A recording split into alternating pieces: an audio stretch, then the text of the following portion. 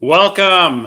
Sunday evening. I decided to come on a little bit sooner because I know that a lot of you are on the East Coast and it's probably getting a little bit closer to bedtime, but it was a beautiful Sunday afternoon here in the Bay Area, 75 degrees. I was on the peninsula, laid out by the pool, did all that good stuff. A little bit of recoup after the draft, but tomorrow I have a big 49ers depth chart with all 89 players who are currently on the team coming out on the Athletic. So be sure to check that out. Today, though, I want to talk about a player that the 49ers, I could sense they think this guy is special. That's Kalia Davis, the nose tackle that they picked, who is an intriguing nose tackle because his background is definitely unusual. He used to be a linebacker, and when you watch this video that the University of Central Florida put out, you could see fluidity that you don't normally see in nose tackles. I like that it's hyperreal style because you could see the movement from Kalia Davis. He bounces around like somebody who is not 310 pounds. And in these videos, he's 310 pounds. Also wears number 22. Maybe that makes him look a little bit lighter on his feet. But you see Kalia Davis flying to the football in linebacker fashion at defensive tackle weight. And that is the primary reason why the 49ers seem to really, really like this guy. John Lynch said this yesterday. We're stacked at defensive line, but we're going to keep adding them because we really believe so much in that being the engine that drives this team, especially defensively. So Kalia Davis was the second defensive lineman that the 49ers added in their 2022 draft class. The first was obviously their initial pick at number 61, Drake Jackson out of USC. And Drake Jackson is going to get a lot of fanfare, but as you guys know, I love trying to get a little bit deeper into the story. And I feel that Kalia Davis, the way that John Lynch's eyes lit up when he talked about him yesterday, the way that Adam Peters has been talking about him, I think there's something here. Now, Kalia Davis does have a torn ACL, and you got to hope that it's past the point of being torn. It happened in October. The 49ers hosted him on a visit before the draft, and they felt that his recovery was going well, but there's a good chance he's going to begin the season on the PUP list, physically unable to perform because the 49ers are going to take their time to make sure that he's 100%. But the fact that Kalia Davis was available in the 6th round was probably tied to the fact that he was unavailable due to that ACL tear for the end of the 2021 college season.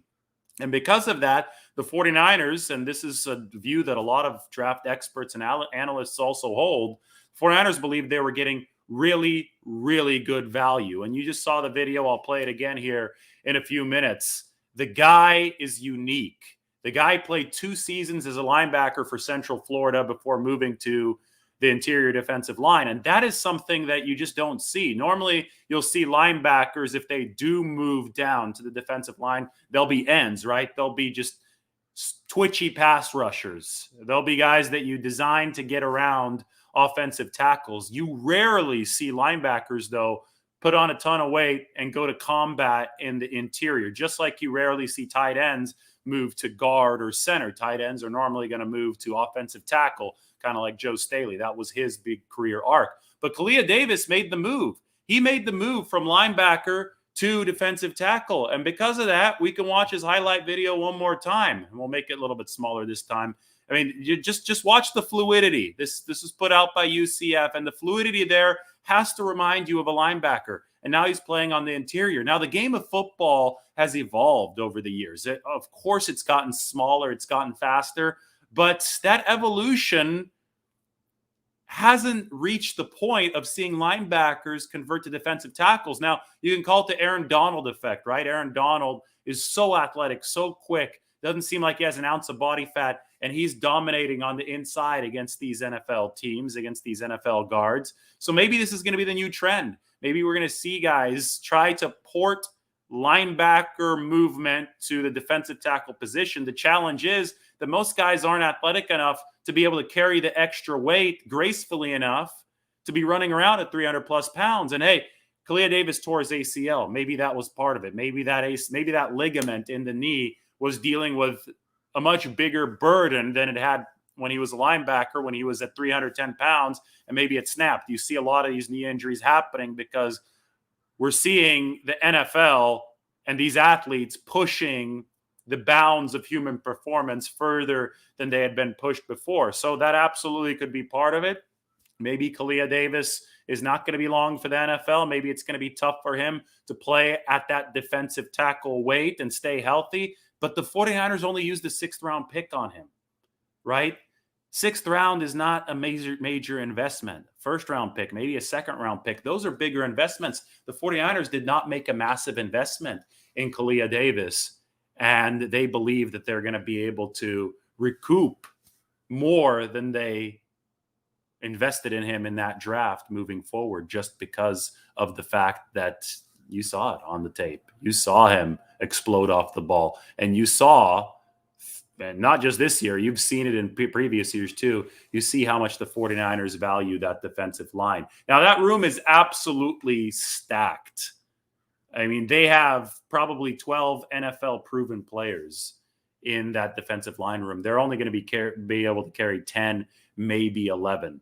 So the fact that Kalia Davis probably will start the season on the physically able to perform list, unable to perform list, that actually might work out in the 49ers' favor, because it at least helps them answer one roster question. They can carry him without him making the official 53-man roster, and then they can figure out what to do moving forward past that, because, I mean, there's a traffic jam in the 49ers defensive line room. One other note about Kalia Davis, the 49ers, both John Lynch and Adam Peters said this, they're reminded of DJ Jones when they see Kalia Davis. Now, remember DJ, he was also a 6th round pick. So the funny thing is, both of these guys 6th round picks.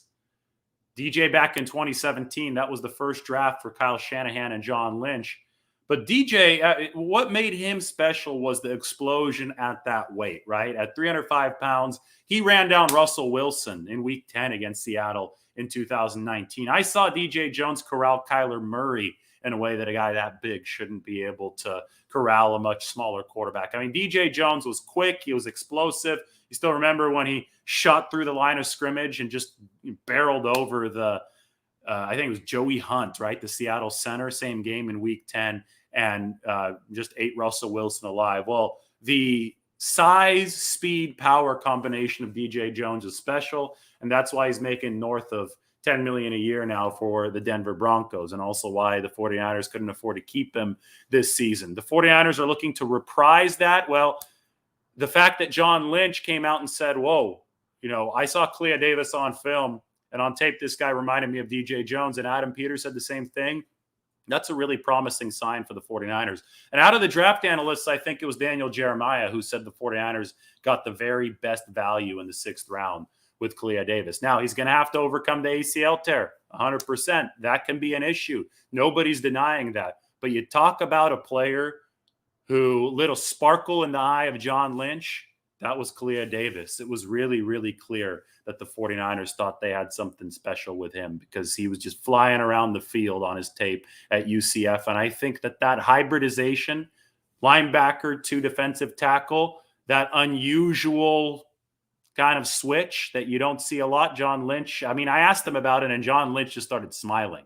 As I was asking the question, I think John Lynch knew where it was going. I was talking about linebacker to defensive tackle. How unusual is it? And he said it's really unusual. And I'm going to put this video on one more time, because John told me that you could see it in the way that Kalia Davis finishes his tackles. He used to be a linebacker. He's got that burst at the finish of his tackles, and that kind of that giddy up. He kind of pops up and just keeps on going, that you just don't see from defensive tackles. And you might have seen a little bit of it from DJ Jones, because he was so exceptionally athletic. But Kalia Davis comes at it from that very, very mobile background. And I just think that's really cool for the 49ers here moving forward. Really cool just for the study of the position, because as the game gets quicker, as some of these offensive linemen downsize, as players in general on the field downsize, if you can get a guy that's still big and can move like some of these downsized players, oh boy, this can get exciting on the inside for the 49ers. So more investment in that defensive front. Another toy for Chris Kaserik to work with.